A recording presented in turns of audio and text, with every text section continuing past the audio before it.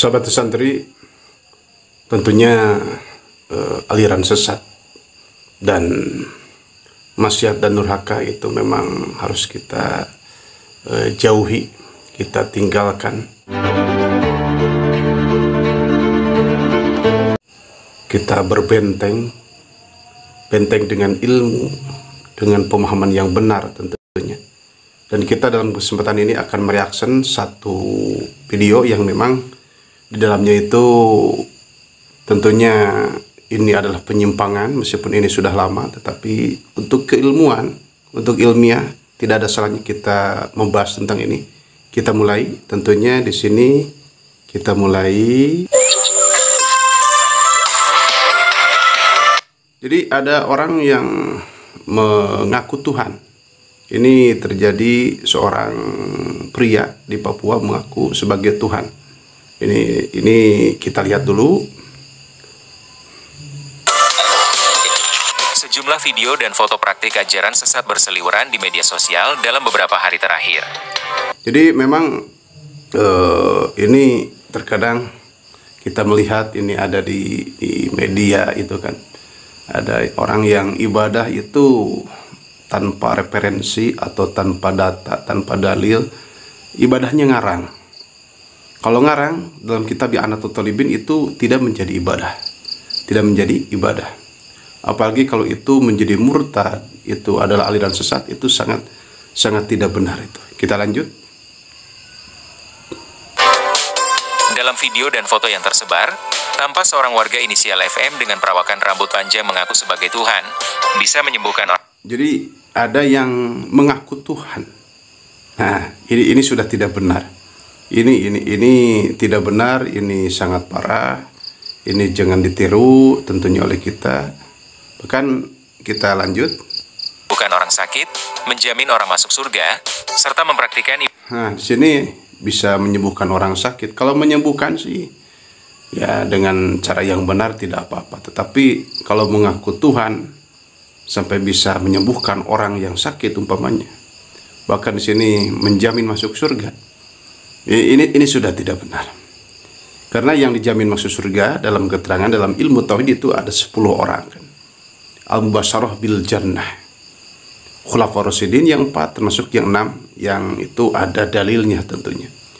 Tentunya semuanya itu yang paling pertama dan utama masuk surga adalah baginda Nabi besar Muhammad sallallahu alaihi wasallam. Kita lanjut.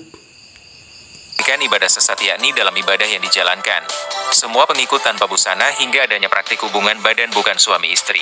Nah, di sini yang menjadi aliran sesatnya tentunya tadi yang paling parah itu adalah mengaku Tuhan, itu yang paling parah. Itu. Dan yang kedua ini yang aliran sesat tentunya ini hubungan badan bukan suami istri. Nah, ini tidak benar. Ini tidak benar. Kalau ada di satu tempat atau di mana itu yang itu ritualnya tanpa busana, itu hubungan bukan suami istri, itu sudah tidak benar. Itu sudah tidak benar. Yang benarnya itu kalau hubungan itu suami istri.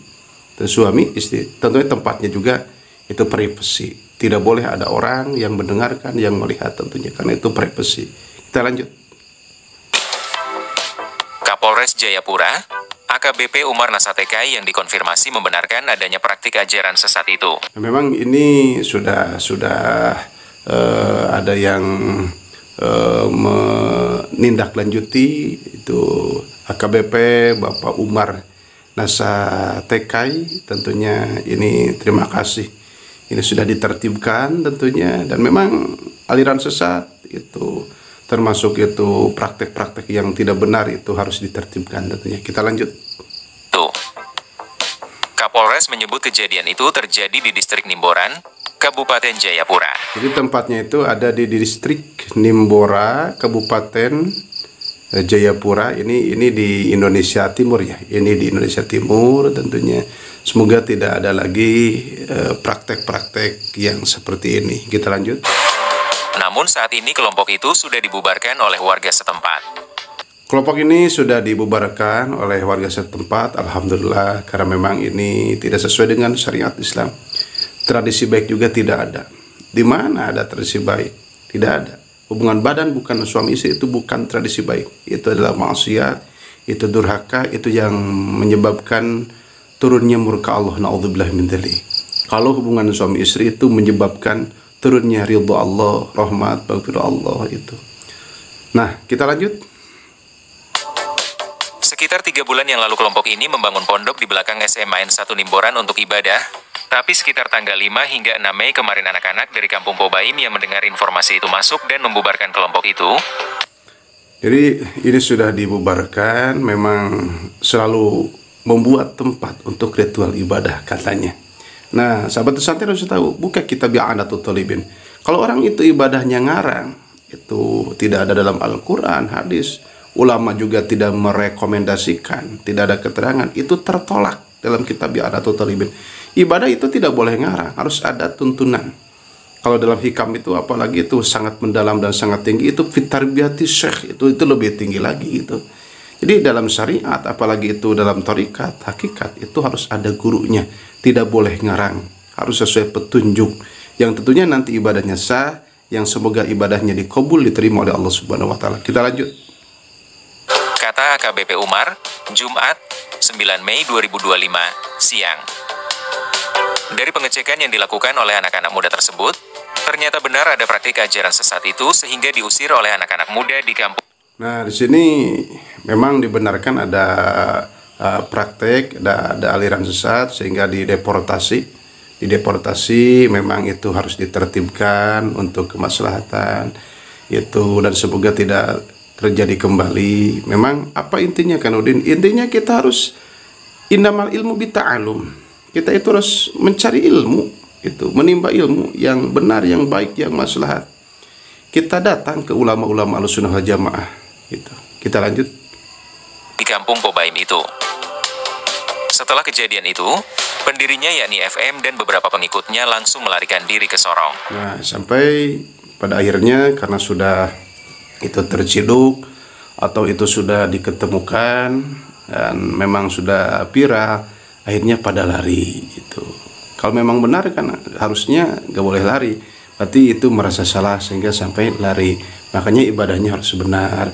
Itu kita ikuti Bapak MUI, kita ikuti ulama-ulama Ahlussunnah wal Jamaah, sehingga ibadah kita itu terbimbing. Ada tarbiyati syekh tentunya. Kita lanjut. Jadi sampai sekarang tidak ada aktivitas lagi di lokasi, ungkapnya. Kapolres menyebut, jumlah pengikut kurang lebih 20 orang terdiri dari orang dewasa dan anak-anak. Ini terdiri dari 20 orang. Ini tidak banyak. Itu yang aliran sesat atau itu yang di dalamnya itu praktek yang tidak benar. Biasanya itu minoritas itu. Maksudnya tidak banyak. Karena memang alhamdulillah sekarang banyak media dan tentunya informasi dari buku dan mungkin dari media cetak, media elektronik. Sekarang kita sudah tahu banyak kiai, ulama, dan cendekiawan muslim tentunya menjelaskan tentang kebenaran Islam, tentang tradisi-tradisi baik, tentunya tradisi baik yang memang harus dijaga. Kita lanjut. Dari hasil pendataan yang dilakukan, pengikutnya sekitar 20 orang. Tapi rata-rata semua sudah lari ke Sorong. Jadi rata-rata semuanya sudah lari ke Sorong. Memang itu tentunya kalau memang di dalamnya itu tidak benar, itu biasanya itu lari kan, itu lari takut ditangkap atau memang itu takut diinterogasi itu. Tetapi sebetulnya kalau memang sampai tertangkap harusnya bersyukur. Jadi nanti mendapatkan keilmuan meskipun diawali dengan kepahitan. Nanti kita jadi tahu. Jadi tidak sembarangan kita melakukan sesuatu, harus benar, harus baik, harus maslahat. Kita lanjut. Ujarnya. Mantan Kapolres Lani Jaya itu juga mengungkapkan bahwa aliran ini menerapkan adanya praktik ibadah yang sangat berbeda dari kebiasaan agama pada umumnya. Jadi ada praktek ibadah, ada ritual ibadah yang berbeda. Berbeda di sini baik itu Al-Quran, hadis atau ulama itu ini tidak benar, ini aliran sesat. Ulama manapun ini tidak membenarkan. Nah, itu berarti itu aliran sesat, itu tidak boleh. Assalamualaikum warahmatullahi wabarakatuh. Sahabat pesantren, dalam kesempatan ini Kanudin alhamdulillah meskipun dengan sangat sulit, alhamdulillah bisa bertemu kembali dengan sahabat pesantren tentunya yang berhubungan itu yang menyebabkan murtad, yang menyebabkan maksiat. Kanudin akan bahas yang tentunya bagaimana solusinya, bagaimana jalan keluarnya, bagaimana tindak lanjutnya, bagaimana atau apakah ada datanya, tentunya kita harus tahu.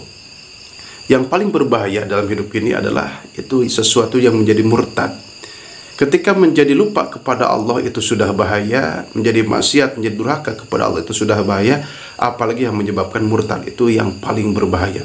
Karena ketika seorang yang beragama Islam itu umpamanya sampai puluhan tahun itu ibadah, terkena murtad meskipun 1 detik itu, maka yang pertama harus kembali ke dalam Islam, kembali ke Islam dengan ucapan asyhadu alla ilaha illallah wa asyhadu anna muhammadar rasulullah. Yang kedua tentunya itu amal solehnya habis sebab murtad. Berarti kanudin itu murtad itu berbahaya, sangat berbahaya. Makanya guru-guru kita menjelaskan sedetik pun, sebentar pun jangan sampai kita itu melakukan yang menyebabkan murtad, jangan. Jadi kita memang harus terjaga, kita itu melakukan yang tentunya yang terjaga. Iman harus tetap ada dalam diri kita, bahkan iman harus dipertebal. Al-imanu yazidu bi-ta'at. Bagaimana caranya kita dengan taat kepada Allah Subhanahu wa taala? Kita rajin, kita militan menghadiri kajian-kajian Ahlus Sunnah wal Jamaah supaya kita memang iman kita tidak dicuri oleh setan, iblis, dan orang-orang yang tidak beriman tentunya. Dan tentunya lagi kita itu memperbaiki akhlak, kita berkumpul dengan orang soleh, dengan yang berilmu, supaya kita itu tidak terjerumus terhadap itu murtad atau durhaka atau yang menyebabkan lupa kepada Allah Subhanahu wa taala. Dan yang tentunya digarisbawahi dalam kesempatan ini, tentunya kita harus tahu bahwa di dalam ibadah kita itu jangan ngarang. Ini silakan dibuka dalam kitab I'anatul Talibin. Ibadah itu gak boleh ngarang, karena ngarang itu tertolak. Al-Quran tidak membenarkan, Al-Hadis tidak membenarkan, ulama-ulama Ahlussunnah wal Jamaah di bidangnya masing-masing tidak membenarkan, maka ibadahnya yang ngarang itu tertolak. Naudzubillah min dzalik. Jadi kita harus benar-benar ini tuntutan atas dasar keterangan, data yang otentik, data yang benar. Qurannya ada, hadisnya ada, kaul ulamanya ada. Tentunya kita ibadah kita insya Allah sah ketika memenuhi syarat dan rukun, menjauhi yang membatalkan itu sah, dan semoga itu diterima oleh Allah Subhanahu wa taala. Innamal a'malu binniyat itu. Dan sahabat santri, mungkin kita harus tahu juga bahwa dalam media kita harus bisa memilah dan memilih mana yang benar, baik, dan maslahat, mana yang menyebabkan itu murtad, menyebabkan maksiat, itu menyebabkan lupa kepada Allah. Kita harus benar-benar itu bisa memfilter, bisa memilah dan memilih. Sekian, wassalamualaikum warahmatullahi wabarakatuh.